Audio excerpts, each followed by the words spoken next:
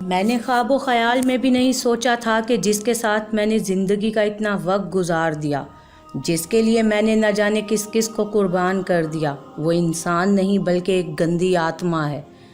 دھنی سچ کہہ رہا تھا، وہ سچ ہی کہہ رہا تھا، اور اب اس کی کسی بھی بات میں کوئی شک نہیں رہ گیا تھا۔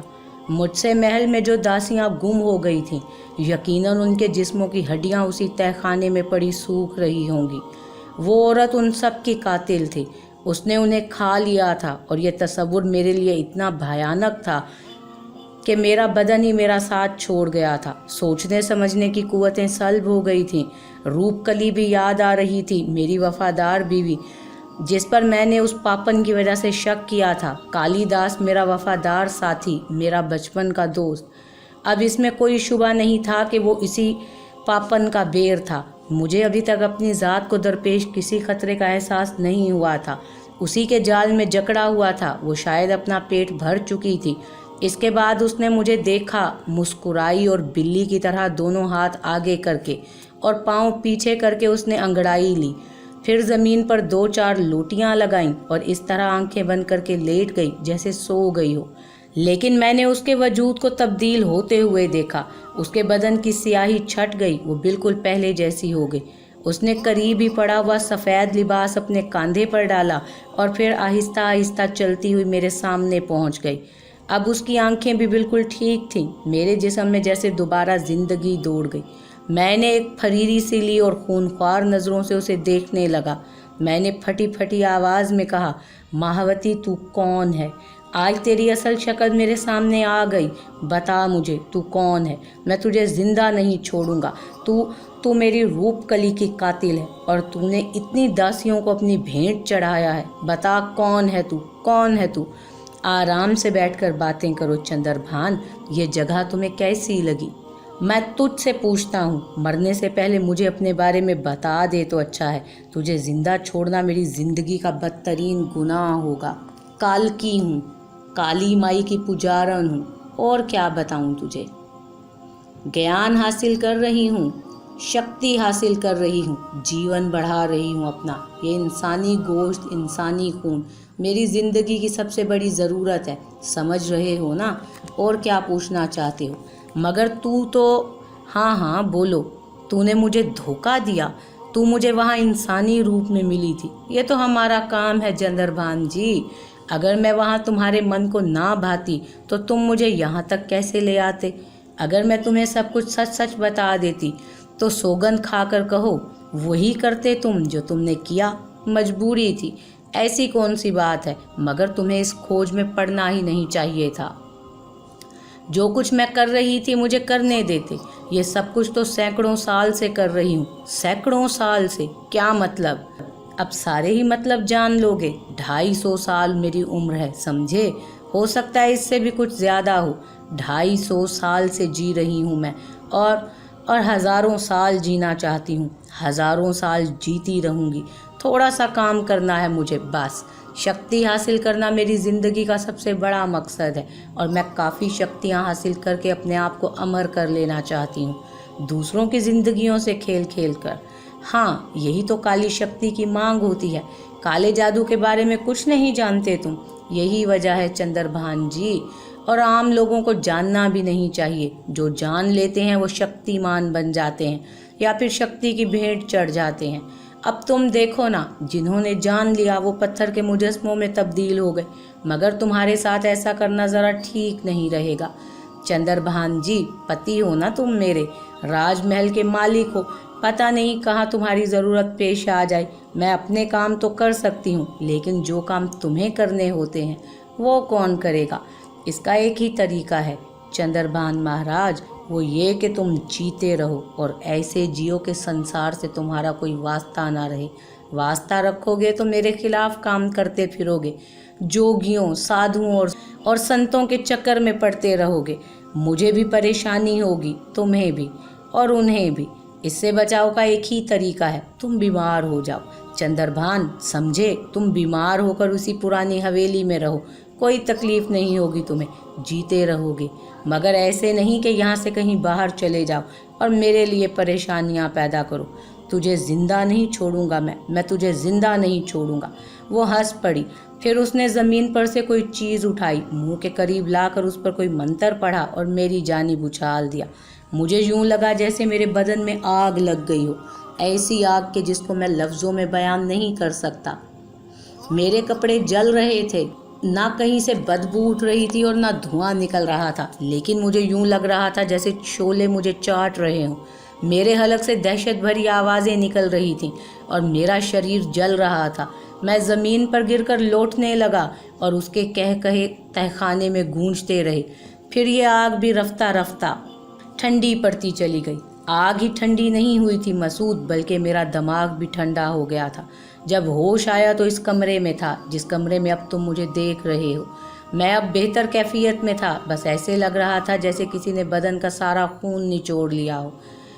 जान ही नहीं रही थी मेरे हाथों पैरों में, ज़मीन पर चित पड़ा हुआ था। बहुत देर इसी तरह गुजर गई। फिर ज़रा बदन में कुछ जान वापस आई तो हिम्मत पकड़ी, उठकर बैठ गया और उन वाक़यात के बारे में सोचने लगा। पुरानी हवेली के इस कमरे को मैं अच्छी तरह पहचानता था। जाहिर है मेरे पुरखों की हवेली थी, उसने मुझे कैद कर दिया था और ये बात मुझे अच्छी तरह मालूम थी कि वो दरवाज़ा खोले बगैर मैं बाहर नहीं निकल सकता, और दरवाज़ा बाहर से बंद हो तो कोई बड़े से बड़ा सूरमा उसे तोड़ नहीं सकता। ये पुराने दौर के बने हुए दरवाजे हैं, इन पर बड़ी ज़रबें लगाई जाएं तब भी ये टस से मस ना हो। जबकि मेरे पास यहाँ कुछ नहीं था, खाली हाथ था मैं। तब पहली बार मैंने मचंडा को देखा, वो आदमी जो उस दिन तुम्हें भी नज़र आया था, गूंगा मचंडा। वो कौन है, क्या है, मैं नहीं जानता। शक्लो सूरत से भी वो कोई गंदी आत्मा ही लगती है। मगर मैं मचंडा को देखकर खड़ा हो गया। वो मेरे लिए खाने पीने की चीज़ें लाया था जो एक थाल में रखी हुई थी। उसने ये थाल रखा, वापस पलटा तो मैंने उस पर छलांग लगा दी और उसे दबोच लिया। वो गेंडे जैसी ताकत रखता है, किसी भैंसे की तरह टक्कर मारकर दीवारें हिला सकता था। मगर मुकाबला चंदना से हो गया था। वो चंदना के बारे में नहीं जानता था, और चंदना के बारे में मैं तुम्हें बता चुका हूँ। उसका सानी भटंडा और उसके आसपास कोई नहीं था। मैं उससे जोर आजमाई करता रहा, वो मुझ पर हमले नहीं कर रहा था बल्कि अपना बचाव कर रहा था। बिलाखिर मैंने उसे कंधे पर उठाकर ज़मीन पर दे मारा और उसके सीने पर चढ़कर बैठ गया। लेकिन मुझे ये महसूस हुआ कि पीछे कोई आया है, और एक बार फिर मेरे हलक से दहशत भरी चीखें निकलने लगी। उसी आग ने मुझे अपनी लपेट में ले लिया था।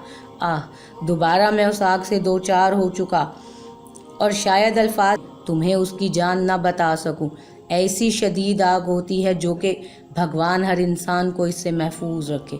वो नरक की आग है मसूद, नरक की आग। उस आग ने एक बार फिर मुझे बेहोश कर दिया, और उसके बाद जब दोबारा मुझे होश आया तो आग ठंडी हो चुकी थी, लेकिन मेरे हाथों और पैरों और कमर में जंजीरें पड़ी थीं। जंजीरों की लंबाई इतनी है कि मैं बस थोड़ी ही दूर तक पहुंच सकूं। मचंडा आता है, मेरे लिए खाने पीने की चीज़ें लाता है, मुझे जंगल पानी को ले जाता है, मगर अपना फासला इतना रखता है कि मैं उस तक ना पहुंच पाऊं। और इस वक्त मैं इसी तरह जी रहा हूं। भगवान की सौगंध, मुझे एक बार इन जंजीरों से निजात मिल जाए तो मैं कम से कम मचंडा को ज़रूर हलाक कर दूंगा, उस पापी को जो गूंगा है लेकिन उस औरत का हरकारा है। ये है मेरी कहानी मसूद। मैं न जाने कब से यहाँ कैद हूँ। उसने मुझे बीमार मशहूर कर रखा है, किसी को मेरे पास नहीं आने देती। बहुत चालाक है वो, न जाने किस किस तरह से लोगों को टालती रहती। मैं जानता हूँ जब तक मैं जीता रहूँगा वो मेरी ज़रूरत महसूस करती है। मर जाऊँ तो उस वक्त तक सारा निज़ाम संभाल चुकी होगी। कभी कभी वो मुझसे कागज़ों पर दस्तखत करवाने के लिए आती है और मैं उसके जादू के ज़ेरे असर उसके कहने पर अमल कर लेता हूँ। मगर जब वो चली जाती है तो जादू का असर मुझ पर से ख़त्म हो जाता है। उस वक्त उसके लिए मेरे दिल में नफ़रत के सिवा कुछ नहीं होता। ऐसी ज़िंदगी गुजार रहा हूँ मैं, ये ज़िंदगी गुजार रहा हूँ मैं शिद्दत हैरत से गुंग था, ज़बान कुछ कहने से कासिर थी। उसने महावती की जो शक्ल बताई थी, उस शक्ल में मैं भी महावती को देख चुका था।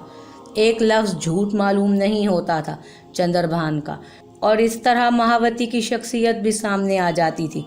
किस जाल में फंस गया मैं। ना मुझे उस जादूगरनी की ज़िंदगी से कोई दिलचस्पी थी, ना मौत से। मैं तो यहाँ से वापस जाना चाहता था। हाजी फ़याज़ुद्दीन अहमद ने न जाने मुझे किस मुसीबत में फंसा दिया था कि बख्त नौशाद चला गया था। भकोती परशाद अपनी जान बचाकर निकल गया और मैं यहाँ इस अजाब में गिरफ्तार हो गया था। اس نے مجھے کیوں قید کر رکھا ہے؟ کیا وہ میرا بھی گوشت کھانا چاہتی ہے؟ لیکن اب تک تو جو بات علم میں آئی ہے وہ یہ ہے کہ وہ عورتوں ہی کو کھاتی ہے، اور اس دن بھی میں نے ایک عورت ہی کے جسم کو دیکھا تھا، یعنی رجناوتی، معصوم اور مظلوم رجناوتی۔ چند لمحات کے بعد چندربھان کی آواز سنائی دی، ڈر گئے؟ ڈر گئے تم؟ نہیں چندربھان، سوچ رہا ہوں اس کے بارے میں۔ کوئی اس کے بارے میں ڈرے بغیر بھی سوچ سکتا ہے، مگر تم سے وہ ضرور کچھ چاہتی ہوگی۔ دیکھو مشورہ دیتا ہوں تمہیں، بھاگ سکتے ہو تو بھاگ جاؤ، اور اگر نہیں بھاگ سکتے تو پھر جو کچھ وہ کہہ رہی ہے وہ کر لو، ورنہ پتھر بنا دیے جاؤ گے۔ ہو سکتا ہے اگر تم سے اس کا مقصد پورا ہو جائے تو وہ تمہیں نکل جانے دے، یا پھر تمہیں اپنا مستقل ساتھی بنا لے۔ اگر ایسا بھی ہو جائے تو تمہارا ہی نہیں بہتوں کا بھلا ہو جائے گا۔ اس سے یہ معلوم کرنا کہ وہ کیسے کسی جال میں پھنس سکتی ہے اور ہم سب کیسے بچ سکتے ہیں۔ چندربھان، اگر مچنڈا ہلاک ہو جائے تو میں تمہیں یہاں سے رہا کرنے کی کوشش کر سکتا ہوں۔ مچنڈا تمہارے بس کی بات نہیں ہے، کسی کے بھی بس کی بات نہیں ہے، میں ہی مار سکتا ہوں اسے۔ ایک بار وہ میرے قبضے میں آ جائے، یقین کرو جو زبان سے کہہ رہا ہوں کر کے دکھا دوں گا۔ نہ کروں تو کتا کہہ دینا، چندربھان مت کہنا۔ تو پھر ٹھیک ہے چندربھان، میں کوشش کروں گا کہ مچنڈا تمہارے ہاتھ لگ جائے۔ چندربھان نے کوئی جواب نہیں دیا۔ یقینی طور پر میری بات ہی اس کی سمجھ میں نہیں آئی ہوگی، لیکن یہ الفاظ بھی بلا وجہ نہیں کہے تھے۔ دروازے کے اوپر ایک ایسی چھوٹی سی جگہ بنی ہوئی تھی جو دروازے کا ہی حصہ تھی، لیکن کچھ کیا جا سکتا تھا، وہاں سے کچھ کیا جا سکتا تھا، اور میں اس بارے میں سوچتا رہا۔ پھل ختم ہو گئے، گل سڑ گئے، اور مجھے بہت سی مشکلات سے گزرنا پڑا۔ غالباً تیسرا دن تھا جب آج مچنڈا پھر آ گیا۔ گلے سڑے پھل اٹھا کر لے گیا، نئے پھل رکھ گیا۔ ابھی تک مہاوتی کی طرف سے مجھے نہ تو کوئی پیغام ملا تھا اور نہ ہی کسی نے میری خبر گیری کی تھی۔ مچنڈا کے بارے میں یہ اندازہ میں نے لگا لیا کہ وہ تیسرے ہی دن پھر آئے گا۔ اس دوران میری اور چندربھان کی باتیں ہوتی رہتی تھیں۔ اپنے بارے میں تو میں نے چندربھان کو کوئی خاص بات نہیں بتائی، مگر وہ اپنے پرکھوں کے بارے میں نہ جانے کیا کیا کہانیاں سناتا رہتا تھا۔ معذرت بھی کرتا تھا مجھ سے کہ وہ زیادہ بولتا ہے، مگر میں نے اسے اجازت دے دی تھی۔ میں جانتا تھا کہ انسان کی ذہنی کیفیت تنہا رہ کر کیا ہو جاتی ہے۔ پھر چھٹا دن ہو گیا، کچھ پھل بچ گئے تھے، زیادہ تر میں نے کھا لیے تھے۔ کمرے میں ناقابل برداشت بدبو پھیل چکی تھی، طبیعت ویسے ہی ہر وقت متلاتی رہتی تھی۔ آج زندگی اور موت کی بازی لگانے کا فیصلہ کر چکا تھا۔ پہلے مچنڈا سے نمٹ لیا جائے، اور اگر اس میں کامیابی ہو جائے تو ٹھیک، ورنہ پھر جو بھی ہوگا دیکھا جائے گا۔ یہاں رہنا اب میرے لیے ممکن نہیں رہا تھا۔ مچنڈا کے آنے کا وقت ہو گیا۔ میں اپنے جسم کو سمیٹ کر دروازے کے اوپر بنی ہوئی چھوٹی سی جگہ پر چڑھ گیا۔ اس مختصر جگہ پر خود کو سنبھالنا بہت مشکل کام تھا، لیکن یہ زندگی بچانے کا معاملہ تھا، اور ایسے اوقات میں انسان وہ کچھ کر جاتا ہے جو عام حالات میں کسی طور ممکن نہ ہو۔ میں چھپکلی کی طرح وہاں چپکا رہا۔ خوش قسمتی سے زیادہ انتظار نہیں کرنا پڑا۔ دروازے پر آہٹ ہوئی، دروازہ کھلا اور مچنڈا نئے پھل اٹھائے اندر داخل ہوا۔ وہ جھونک میں سیدھا آگے بڑھ گیا۔ یہی موقع تھا۔ میں نے بدن کو سکوڑ لیا اور چھپاک سے دروازے سے باہر رینگ گیا۔ مجھے نہ پا کر مچنڈا کی کیا کیفیت ہوئی اس کا اندازہ لگانا تو ممکن ہی نہیں تھا، لیکن اس وقت صورتحال اچانک دوہری شکل اختیار کر گئی۔ یہاں سے نکل کر بھاگ سکتا تھا، ایسی سمت اختیار کر سکتا تھا جس سے محل سے ہی باہر نکل جاؤں، لیکن یہاں ایک مصیبت زدہ اور تھا، بے آسرا۔ یہ غیر انسانی عمل تھا۔ اپنی ذات سے پیار، کسی اور سے اپنی ذات کے لیے اجتناب تو پوری زندگی نہیں کیا تھا۔ اب کیا کرتا؟ سوچنے کا وقت نہیں تھا۔ جو کچھ بھی کرنا تھا برق رفتاری سے کرنا تھا۔ چنانچہ آگے بڑھ کر چندربھان کے کمرے کی کنڈی کھولی اور دروازے کا پٹ بھی تھوڑا سا کھول دیا۔ چندربھان کی بتائی ہوئی کچھ باتیں یاد تھیں اور اس وقت ان پر عمل کرنا تھا۔ چھپنے کے لیے ایک ستون تلاش کیا ہی تھا کہ مچنڈا کی غراہٹیں سنائی دی۔ وہ آندھی طوفان کی طرح باہر نکلا اور ادھر ادھر دوڑنے لگا۔ اس پر دیوانگی سی طاری تھی۔ میں ستون کی آڑ میں چھپ کر اسے دیکھنے لگا۔ پھر مچنڈا کی نگاہ چندربھان کے قید خانے کے دروازے کی طرف پڑی۔ وہ اس طرف دوڑا، دروازے کو پورا کھولا اور اندر داخل ہو گیا۔ مچنڈا کمرے میں ادھر ادھر دیکھ رہا تھا اور چندربھان اٹھ کر کھڑا ہو گیا۔ شاندار تن و توش کے مالک چندربھان کے چہرے پر مچنڈا کے لیے نفرت کے آثار تھے۔ اس نے مجھے دیکھ لیا جبکہ مچنڈا کی پشت میری طرف سی۔ दरवाजे से अंदर घुसते ही मैंने खुद को संभाला और फिर पूरी कुव्वत से मचंडा को आगे धकेल दिया। उसके साथ ही मैं नीचे गिर गया। चंद्रभान संभालो इसे। मचंडा संभल ना पाया और चंद्रभान से कुछ फासले पर जाकर गिर गया। चंद्रभान फौरन मेरा मकसद समझ गया। अपना वजनी जंजीर संभाले वो मचंडा के पीछे आ गया। खड़ा हो जाए मायावती के कुत्ते, बड़ा लंबा हिसाब करना है तुझसे, उसने हाथ फैला कर कहा। मचंडा के चेहरे पर खौफ के आसार साफ नजर आ रहे थे। वो भागने का रास्ता तलाश कर रहा था। चंद्रभान चीखा, दरवाज़ा। मैंने फुर्ती से पलटकर दरवाज़ा बंद कर दिया। मचंडा ने भयानक चीख मारी और एक तरफ होकर निकल भागने की कोशिश की, लेकिन चंद्रभान ने जंजीर उठा दी और वो उलझकर गिर पड़ा। बड़े दिनों की प्यास है ससुरे, आज बुझेगी। इसके साथ ही वो मचंडा पर टूट पड़ा। उसने मचंडा पर गिरफ्त कायम कर ली और मचंडा उसकी गिरफ्त से निकलने के लिए जोर लगाने लगा। चंद्रभान बोला, तुम मसूद हो ना? हाँ। मैंने तुम्हें चंदना के बारे में बताया था? हाँ। तो देखो चंदना को, यह हरामखोर महावती का कुत्ता है, गंदी आत्मा की पैदावार। मगर जब चंदना अखाड़े में होता है तो फिर चंदना ही होता है। ज़रा देखो इसको, ये कली पटक्का है, चंदना का मखसूस।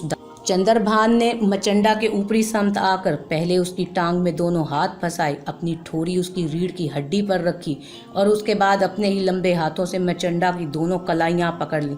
हालांकि जंजीरें उसे इस बर्क रफ्तारी से अपना अमल करने का मौका नहीं दे रही थीं, लेकिन इसमें कोई शक नहीं था कि चंद्रभान जिस्मानी तौर पर किसी हाथी जैसी कुव्वत का मालिक था।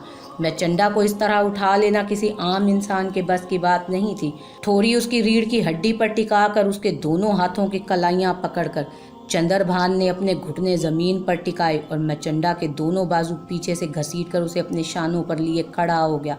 इसके बाद वो बर्क रफ्तारी से नीचे की तरफ दौड़ा और मचंडा को दीवार से दे मारा। मचंडा के हलक से निकलने वाली चीख इस कदर जोरदार थी कि कानों के पर्दे झनझना गए। उसका सर फट गया था और खून की धारें बहने लगी।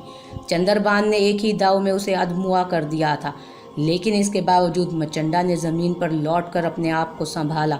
चंद्रभान ही की जंजीरों का सहारा लिया और उठ खड़ा हुआ। उसका चेहरा खून से सुर्ख होकर इतना भयानक लग रहा था कि कमज़ोर दिल वाला आदमी उसे देख लेता तो उसके दिल की हरकत बंद हो जाती। इसके फौरन बाद वो अंधों की तरह चंद्रभान पर लपका था, लेकिन चंद्रभान अपनी पहलवानी के दाव पेच दिखा रहा था।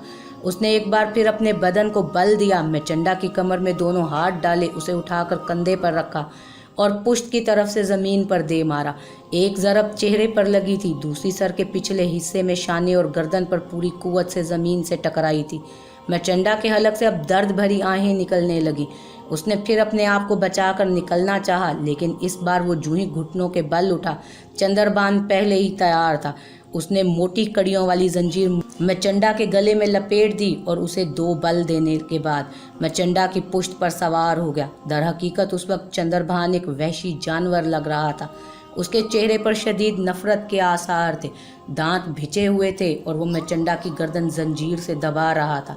मैं साकित खड़ा ताकत का ये खेल देखता रहा। मचंडा के हलक से निकलने वाली गुर्राहटें अब खरखराहटों में तब्दील होने लगी और उसके आज़ाद ढीले पड़ते जा रहे थे। दोनों हाथ सीधे होकर बार बार नीचे गिर रहे थे। जुबान बाहर निकल आई। अब वो जंजीर को भी पकड़ने की कोशिश नहीं कर रहा था। गालिबन उसके हाथों में इतनी जान ही नहीं रही थी कि वो अब अपनी मर्जी के मुताबिक रुख तब्दील कर सके। चंद्रभान ने चंद लम्हात इसी तरह उसकी गर्दन पर ताकत सर्फ की और फिर उसे छोड़ दिया। उसके चेहरे पर शदीद वहशत नज़र आ रही थी। फिर उसने इधर उधर देखा और मेरी निगाहें उसकी निगाहों से मिली तो वो कुछ मोतदिल हुआ। मचंडा ज़मीन पर बेहिसो हरकत पड़ा हुआ था। चंद्रभान ने उसके सीने पर पाँव रखते हुए कहा, ये है महावती का बेर, समझे मसूद? देखा तुमने चंदना को? मेरे मद्दे मुकाबिल जब भी अखाड़े में मेरे सामने आते थे उनके बदन पर पहले ही कपकपी तारी हो जाती थी, क्योंकि इससे पहले वो मेरी दूसरी कुश्तियाँ देख चुके होते थे। अपने मद्दे मुकाबिल के लिए मेरा दिल ये कभी नहीं चाहता कि वो अपने पैरों पर से अखाड़े में से वापस जाएं। बाज़ औक़ात तो बारहा मेरे दिल में ये ख्वाहिश उभरी कि लोग मुझे ये बताएं कि जिसने मुझसे कुश्ती लड़ी वो अब इस दुनिया में नहीं है। मगर मेरे दोस्त, ओहो तुम। चंद्रभान को अब इस बात का एहसास हुआ था कि ये सब क्या हो गया। میرا اس قید خانے سے نکل آنا اور اس کے بعد مچنڈا کو چندربھان کی طرف دھکیل دینا، ان ساری باتوں پر اب اسے حیرت ہوئی تھی۔ میرے ہونٹوں پر مسکراہٹ پھیل گئی۔ میں نے کہا، اور جو منصوبہ میں نے بنایا تھا چندربھان، وہ اس حد تک کامیاب ہو گیا، مگر تم نکلے کیسے وہاں سے؟ بس ایک تدبیر کارگر ہو گئی۔ مچنڈا سے تو ہمیں نجات مل گئی ہے، لیکن اس زنجیر کو اور ان کڑوں کو توڑنا میرے بس کی بات نہیں ہے۔ یہاں مچنڈا کے علاوہ اور کوئی پہرے دار نہیں ہوتا۔ تم کوئی ایسی چیز تلاش کرو مسعود، جس سے میری یہ زنجیریں کھل جائیں، کوئی بڑا ہتھوڑا، کوئی ایسی چیز جو یہ سب کچھ توڑنا میرے بس کی بات نہیں ہے۔ 1000 بار کوششیں کر چکا ہوں، بس کلائیاں زخمی ہو جاتی ہیں، پاؤں زخمی ہو جاتے ہیں اور کمر دکھنے لگتی ہے، اور کچھ نہیں ہوتا۔ میں نے خشک ہونٹوں پر زبان پھیری، ان کڑوں کو ایک بار قریب آ کر دیکھا، کھینچا تانی کی، لیکن ساری کاروائی مجھے مضحکہ خیز ہی لگ رہی تھی۔ یہ سب کچھ کرنا میرے بس کی بات بھی نہیں تھی، اور اب اس کے علاوہ اور کوئی چارہ کار نہیں تھا کہ باہر نکل کر کوئی ایسی چیز تلاش کروں۔ میں نے چندربھان سے کہا، ہمت نہیں ہارنا چندربھان، میں اگر چاہتا تو اکیلا بھی بھاگ سکتا تھا، لیکن میں نے یہی سوچا کہ پہلے مچنڈا سے نجات حاصل کر لی جائے، اس کے بعد دونوں یہاں سے فرار کا پروگرام بنائیں گے۔ چندربھان کے چہرے پر شکر گزاری کے آثار نظر آئے۔ اس نے کہا، دیر نہ کرو، جاؤ کوئی ایسی چیز تلاش کرو جس سے یہ کڑیاں کھل سکیں، اور کچھ نہ ہو سکے تو زنجیروں کی کڑیاں ہی درمیان سے ٹوٹ جائیں، کام بن جائے گا۔ میں نے دروازے کی جانب رخ کیا، دل ڈر رہا تھا کہ مہاوتی اس طرح یہ سارا معاملہ مچنڈا کے شانوں پر چھوڑ کر بے خبر تو نہ ہوگی۔ پہلے صرف چندربھان اس کا قیدی تھا، چلو ٹھیک ہے، چندربھان کے بارے میں وہ سب کچھ جانتی تھی، لیکن میرے بارے میں بھی تو جانتی تھی۔ کہیں یوں نہ ہو کہ ساری محنت اکارت چلی جائے۔ لیکن اب جب کہ اتنا عمل کر چکا تھا تو چندربھان کو بے سہارا چھوڑنا حماقت کی بات تھی۔ میں وہاں سے نکلا اور چاروں طرف بھٹکنے لگا۔ یہ پرانی حویلی عجیب و غریب طرز تعمیر کا نمونہ تھی، پیچ در پیچ کمرے، پتلی پتلی راہداریاں جن کا کوئی جواز سمجھ نہیں آتا تھا، ایک طرح سے بھول بھلائیاں پر بنی ہوئی تھی، اور میں ان بھول بھلائیوں میں سے گزر کر چاروں طرف نگاہیں دوڑاتا کسی ایسی چیز کی تلاش میں تھا جس سے چندربھان کے ان کڑوں کی زنجیریں توڑی جا سکیں، لیکن یقین نہیں تھا ایسی کون سی مضبوط چیز ہاتھ میں آ سکتی ہے۔ وہ ایک کمرہ تھا جس میں میں داخل ہوا۔ نیم تاریک ماحول میں مجھے وہاں کچھ چیزیں نظر آئیں، اور جب میری آنکھوں نے ایک وزنی ہتھوڑا دیکھا تو خوشی سے آنکھیں چمک اٹھیں۔ یہ ہتھوڑا ایک سمت سے سپاٹ اور دوسری طرف سے چھینی کا سا ڈیزائن رکھتا تھا۔ یوں لگتا تھا یہ جیسے اسی مقصد کے لیے یہاں رکھا گیا ہو کہ میں چندربھان کی زنجیر کاٹ دوں۔ پھرتی سے ہتھوڑے کی طرف لپکا اور میں نے اس کا دستہ پکڑ کر اسے اٹھانا چاہا۔ دستہ جوں ہی سیدھا ہوا، مجھے اپنے عقب سے سرسراہٹیں محسوس ہوئیں۔ میں نے پلٹ کر دیکھا تو لوہے کا ایک فولادی جنگلہ میرے اور اس دروازے کے درمیان حائل ہو گیا تھا جس سے میں اندر داخل ہوا تھا۔ عقبی سمت سپاٹ دیواریں تھیں اور بہت چھوٹی سی جگہ تھی۔ میں حیرت سے اس ہتھوڑے کو دیکھنے لگا۔ میں نے دیکھا کہ وہ اپنی جگہ جتنا میں اٹھا چکا تھا وہاں ساکت ہو گیا ہے۔ اس کا اگلا سرا زمین پر ویسے ہی پڑا ہوا تھا اور یوں محسوس ہوتا تھا جیسے نیچے سے وہ زمین میں پیوست ہو۔ چند لمحات کے بعد یہ بات میری سمجھ میں آئی کہ یہ کوئی ہتھوڑا نہیں تھا، بلکہ یہ ایک ایسی چیز تھی جسے اس آہنی دروازے کا کنٹرول سسٹم کہا جا سکتا ہے، یعنی اس کا دستہ اٹھانے سے اپنا دروازہ چھت سے نکل کر دستہ اٹھانے والے اور دروازے کے درمیان حائل ہو جائے۔ ناقابل یقین سی بات تھی۔ یہ سب کچھ کیسے سوچا گیا تھا؟ کیا مہاوتی مجھ پر نظر رکھ رہی ہے؟ کیا یہ سب کچھ اس کی اسکیم کے مطابق ہے؟ اس کے علاوہ اور کیا سوچا جا سکتا تھا؟ ہتھوڑے کے دستے کو میں نے بدن کی پوری طاقت سے نیچے دبانے کی کوشش کی، یہ سوچ کر کہ شاید آہنی دروازہ اپنی جگہ چلا جائے، لیکن وہ اسی طرح ساکت ہو گیا تھا کہ ٹس سے مس نہیں ہو رہا تھا، گویا میں قید ہو گیا تھا۔ بیچارہ چندربھان، بیچارہ چندربھان، اس کی تقدیر میں شاید آزادی نہیں۔ فولادی سلاخوں کے دروازوں کو میں نے بری طرح جھنجھوڑ کر دیکھا، لیکن اس میں کوئی جنبش نہیں تھی۔ بالکل سوچی سمجھی اسکیم تھی، بالکل سوچا سمجھا منصوبہ تھا۔ میں ایک قید خانے سے نکل کر دوسرے قید خانے میں جا پڑا تھا۔ اب مچنڈا بھی یہاں موجود نہیں تھا۔ بہت دیر تک جد و جہد کرتا رہا، ہتھوڑے پر بھی جس قدر طاقت صرف کر سکتا تھا کر لی، اور جب تک ہار گیا تو ننگے فرش پر دیوار سے ٹیک لگا کر بیٹھ گیا۔ بلا شبہ تعجب خیز بات تھی، لیکن کم از کم میرے لیے نہیں، کیونکہ اب تک جن حالات سے گزر چکا تھا ان میں انہونے واقعات اس قدر ہوئے تھے کہ کسی بھی واقعے پر بہت زیادہ حیرت نہیں ہوتی تھی۔ दुख हो रहा था। ये सोच सोच कर के चंद्रभान की निगाहें दरवाजे पर लगी होंगी। उसके दिल में आस पैदा हो गई होगी, पर आहट का मुंतज़िर होगा, हर आहट पर मुंतज़िर होगा इस बात का कि मैं वापस पहुंचूंगा और उसे इस तवील तरीन कैद से निजात मिल जाएगी। दर हकीकत अपनी कोई फ़िक्र मैंने पहले भी नहीं की थी, अब भी नहीं थी, लेकिन बेचारा चंद्रभान उन तमाम सोचों के अलावा इस वक्त और कुछ नहीं रह गया था। अब देखना यह था कि इस नई कैद में मेरा क्या हशर होना है। महावती को मेरी इस नई कैद के बारे में मालूम है भी या नहीं, और जब उसे ये मालूम होगा कि मचंडा मर चुका है तो इस पर उसका रद्द अमल क्या होगा। वक्त गुजरता रहा, रात हो गई, बैठे बैठे थक गया तो लेट गया। रोशनदानों से सफ़ेद चांदनी छन रही थी। अब तक कोई आवाज़ सुनाई नहीं दी थी। किसी को मेरी इस उफ्ताद के बारे में मालूम ही नहीं हो सका था।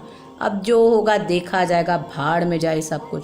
रात गुजरी, सुबह हुई, दोपहर, फिर शाम। घुप अंधेरा फैल गया और अचानक मुझे कुछ सरसराहटें महसूस हुई।